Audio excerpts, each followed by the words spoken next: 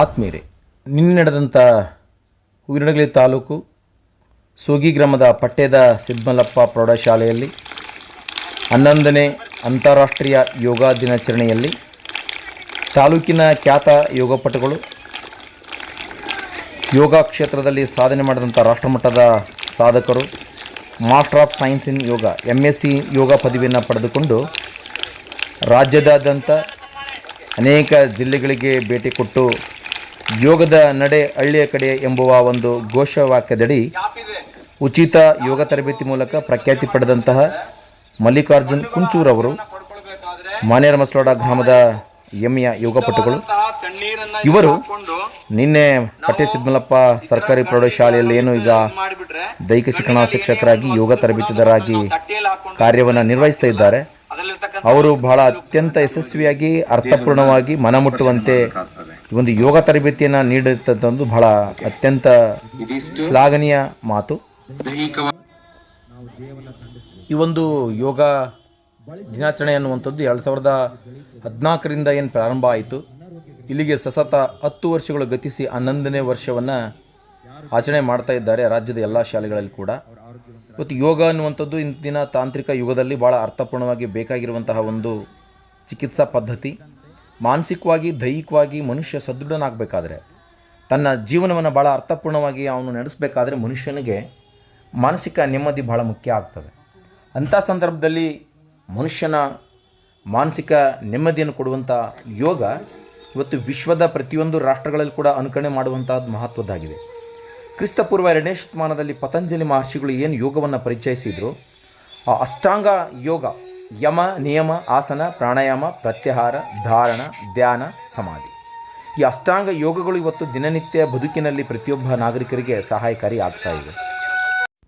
ಇದರ ಜೊತೆಗೆ ಪತಂಜಲಿ ಮಹರ್ಷಿಯವರು 195 ಯೋಗ ಸೂತ್ರಗಳನ್ನು ಬರೆಯುವುದರ ಮೂಲಕ ಇವತ್ತು ಮನುಷ್ಯ ಮಾನಸಿಕ ನೆಮ್ಮದಿಗಾಗಿ ಅನೇಕ ಒಂದು ವಿಧಾನಗಳನ್ನು, ಅನೇಕ ಪದ್ಧತಿಗಳನ್ನು ಅನುಸರಿಸಿದಾಗಿ ಕೂಡ ಯೋಗದಲ್ಲಿದ್ದಂತಹ ಒಂದು ದೈಹಿಕ ಆಕಾರ ವಿಕಾರದ ನಿಯಂತ್ರಣತೆ, ದೇಹದ ಒಳಾಂಗಗಳಿಗೆ ಆಗುವಂತಹ ಒಂದು ಆರೋಗ್ಯ ಚೈತನ್ಯ ಶಕ್ತಿ, ಮನುಷ್ಯ ನಿತ್ಯ ಬದುಕಿನಲ್ಲಿ ತಾನು ಆರೋಗ್ಯದಾಯಕವಾಗಿರಬೇಕಾದ್ರೆ ಪ್ರತಿನಿತ್ಯವೂ ಬೆಳಗಿನ ಜಾವ ಬೇಗ ಎದ್ದೇಳುವಂಥ ರೂಢಿ ಇಟ್ಕೊಂಡು ಒಳ್ಳೆಯ ಒಂದು ಆಹಾರದ ಪದ್ಧತಿ ಮೂಲಕ ನಿತ್ಯ ನಿರಂತರವಾಗಿ ಯೋಗಾಭ್ಯಾಸವನ್ನು 1 ಗಂಟೆಗಳ ಕಾಲ ಬೆಳಗ್ಗೆ ಅದಕ್ಕೆ ಮೀಸಲಿಟ್ಟು ಅಭ್ಯಾಸ ಮಾಡಿದ್ದೇ ಆದಲ್ಲಿ ತನ್ನ ದೇಹಕ್ಕೆ ಬಂದೊದಗುವಂತಹ ಸಣ್ಣ ಪುಟ್ಟ ಈ ಒಂದು BP ಅಂದರೆ ಬ್ಲಡ್ ಪ್ರೆಷರ್, ರಕ್ತದ ಒತ್ತಡ, ಮಧುಮೇಹ, ಸಕ್ಕರೆ ಕಾಯಿಲೆ, ಹೀಗೆ ಸಣ್ಣ ಪುಟ್ಟ ಕಾಯಿಲೆಗಳನ್ನು ನಾವುಗಳು ನಿಯಂತ್ರಿಸ್ಬೋದು. ಜೊತೆಗೆ ದೇಹದಲ್ಲಿ ಒಬೆಸಿಟಿ, ಆ ಒಂದು ಹೊಟ್ಟೆಯ ಬೊಜ್ಜನ್ನು ಕೂಡ ಕರಗಿಸಲಿಕ್ಕೆ ಈ ಯೋಗ ನಿತ್ಯ ನಿರಂತರವಾಗಿ ಮಾಡ್ತಾ ಹೋದರೆ ನಮ್ಮ ದೇಹದ ತೂಕವನ್ನು ನಿಯಂತ್ರಿಸ್ತದೆ.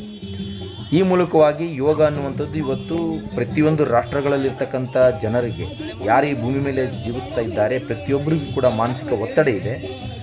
ಅಂತಹ ಮಾನಸಿಕ ಒತ್ತಡವನ್ನು ನಿವಾರಿಸುವಂತಹ ಶಕ್ತಿ ಈ ಒಂದು ಯೋಗಕ್ಕಿದೆ.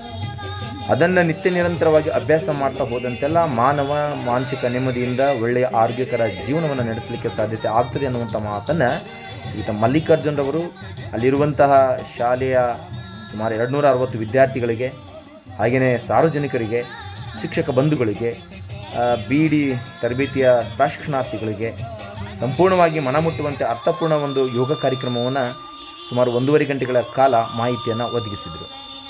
ಇವತ್ತು ಏನಾಗ್ತಾ ಇದೆ, ಒಂದು ದಿನಕ್ಕೆ ಮಾತ್ರ ಯೋಗಾಭ್ಯಾಸ ಸೀಮಿತವಾಗದೆ ನಿತ್ಯ ನಿರಂತರವಾಗಿ ಯೋಗಾಭ್ಯಾಸವನ್ನು ಮಾಡಿದಾಗ ಮಾತ್ರ ದೇಹದ ಬೆಳವಣಿಗೆ ನಿಯಂತ್ರಣದಲ್ಲಿರ್ತದೆ, ಮಾನಸಿಕವಾಗಿ ನೆಮ್ಮದಿ ಸಿಗ್ತದೆ, ಜೀರ್ಣಕ್ರಿಯೆ ಹೆಚ್ಚಾಗ್ತದೆ, ಒಂದು ಉತ್ತಮ ನಿದ್ರೆ ಬರ್ತದೆ, ಮನುಷ್ಯ ಸರಳ ಜೀವನವನ್ನು ಮಾಡಲಿಕ್ಕೆ ಒಂದು ಆಧ್ಯಾತ್ಮದ ಒಲವು, ಮಾನಸಿಕ ಶಕ್ತಿ, ಅದು ವಿದ್ಯಾರ್ಥಿಗಳು ಯೋಗಾಭ್ಯಾಸ ಮಾಡೋದ್ರಿಂದ ಅವರಲ್ಲಿ ಏಕಾಗ್ರತೆ, ಒಳ್ಳೆಯ ಒಂದು ಚೈತನ್ಯ ಶಕ್ತಿ, ಕ್ರಿಯಾಶೀಲತೆ ಇವೆಲ್ಲವೂ ಕೂಡ ಬೆಳವಣಿಗೆ ಹೊಂದುತ್ತವೆ ಅನ್ನುವಂತಹ ಸಂದೇಶವನ್ನು ಅಲ್ಲಿ ನೆರೆದಂಥ ಸಾರ್ವಜನಿಕರಿಗೆ, ಶಿಕ್ಷಕರಿಗೆ, ವಿದ್ಯಾರ್ಥಿಗಳಿಗೆ ಶ್ರೀಯುತ ಮಲ್ಲಿಕಾರ್ಜುನರವರು ಭಾಳ ಅರ್ಥಗರ್ಭಿತವಾಗಿ ಸೂಚಿಸಿದರು. ಹೀಗೆ ಇವತ್ತು ಕೇವಲ ಒಂದೇ ದಿನಕ್ಕೆ ಜೂನ್ 21 ಬಂದಾಗ ಮಾತ್ರ ಯೋಗ ನೆನಪಾಗದೆ, ಯೋಗ ಜೀವನದ ಒಂದು ಭಾಗ ಆಗಬೇಕು, ಯೋಗ ನಿತ್ಯ ನಿರಂತರವಾಗಬೇಕು, ಯೋಗ ಅನ್ನುವಂಥದ್ದು ವ್ಯಕ್ತಿಯಿಂದ ವ್ಯಕ್ತಿಗೆ ಪ್ರಸಾರವಾಗಬೇಕು, ಯೋಗ ಅನ್ನುವಂಥದ್ದು ಮಾನಸಿಕ ಶಕ್ತಿಯನ್ನು ಹೆಚ್ಚಿಸುವಂತಿರಬೇಕು. ಯೋಗ ನಮ್ಮೆಲ್ಲ ಒಂದು ಬ್ಯಾಡ್ ಹ್ಯಾಬಿಟ್ಸ್ ಅಂದರೆ ಒಂದು ನಾವೇನು ಅನೇಕ ರೀತಿಯಾದಂತಹ ಒಂದು ಕೆಟ್ಟ ಚಟಗಳಿಗೆ ದುಶ್ಚಟಗಳಿಗೆ ಬಲಿಯಾಗ್ತೇವೆ, ಅವುಗಳನ್ನು ನಿಯಂತ್ರಿಸಲಿಕ್ಕೆ ಯುವಕರಿಗೆ ಇದು ಯೋಗ್ಯ ಅನ್ನುವಂಥ ಸಂದೇಶವನ್ನು ಕೂಡ ಶ್ರೀಯುತ ಮಲ್ಲಿಕಾರ್ಜುನರವರು ಅಲ್ಲಿ ಮಾಹಿತಿಯನ್ನು ಒದಗಿಸಿದರು.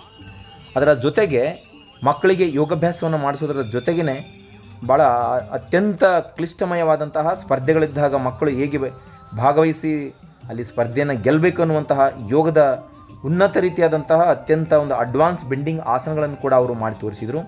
ಅದಕ್ಕಿಂತ ಮೊದಲು ಈ ಯೋಗದಲ್ಲಿ ಕ್ರಿಯೆ ಅನ್ನುವಂಥದ್ದು ಜಲನೀತಿ, ಜಲಕಪಾಲಭಾತಿ, ವಸ್ತ್ರಧೌತಿ, ದಂಡಧೌತಿ ಬಗ್ಗೆ ಮಾಹಿತಿ ನೀಡಿ ಈ ಒಂದು ನೌಲಿ ಕ್ರಿಯೆಯನ್ನು ಕೂಡ ಅವರು ಮಾಡಿ ತೋರಿಸೋದ್ರ ಮೂಲಕ ನೆರೆದಂತಹ ಜನರಿಗೆ ಆಶ್ಚರ್ಯಚಕಿತಕ್ಕೆ ಅವರು ಒಂದು ಭಂಗಿಯನ್ನು ಪ್ರದರ್ಶಿಸಿದರು. ಏಕೆಂದರೆ ಇವತ್ತು ಕಲಿಕೆ ಅನ್ನುವಂಥದ್ದು ಕೇವಲ ಒಬ್ಬ ವ್ಯಕ್ತಿಗಲ್ಲ, ನಿತ್ಯ ನಿರಂತರವಾಗಿ ಇರೋದ್ರ ವ್ಯಕ್ತಿ ಅವನಿಗೆ ವಯಸ್ಸು ಎಷ್ಟೇ ಆಗ್ಬೋದು, ಅವನ ದೇಹದ ತೂಕ ಎಷ್ಟೇ ಇರ್ಬೋದು, ನಿರಂತರವಾದ ಅಭ್ಯಾಸದಿಂದ ದೇಹ ಬೆಂಡಾಗ್ತದೆ ಅನ್ನುವುದಕ್ಕೆ ಮಲ್ಲಿಕಾರ್ಜುನರವರು ಪ್ರದರ್ಶನ ಮಾಡಿದಂತಹ ಕ್ರಿಯೆಗಳಾಗ್ಬೋದು, ಯೋಗಗಳಾಗ್ಬೋದು ಅದಕ್ಕೆ ಸಾಕ್ಷಿ. ಈ ಒಂದು ಮಾಹಿತಿಯನ್ನು ತಾವೆಲ್ಲರೂ ಕೂಡ ನೋಡಿ ಅವರ ಒಂದು ಯೋಗ ಭಂಗಿಗಳನ್ನು ತಿಳಿದುಕೊಳ್ತಾ ಅವರ ಒಂದು ಸಂದೇಶವನ್ನು ತಿಳಿದುಕೊಂಡು ನೀವು ಕೂಡ ಯೋಗಿಗಳಾಗಿ ನಿರೋಗಿಗಳಾಗಿ ಯೋಗ ಜೀವನದ ಒಂದು ಭಾಗ ಆಗಲಿ. ಮತ್ತೊಮ್ಮೆ ಎಲ್ಲರಿಗೂ ಅಂತಾರಾಷ್ಟ್ರೀಯ ಯೋಗ ದಿನದ ಶುಭಾಶಯಗಳು.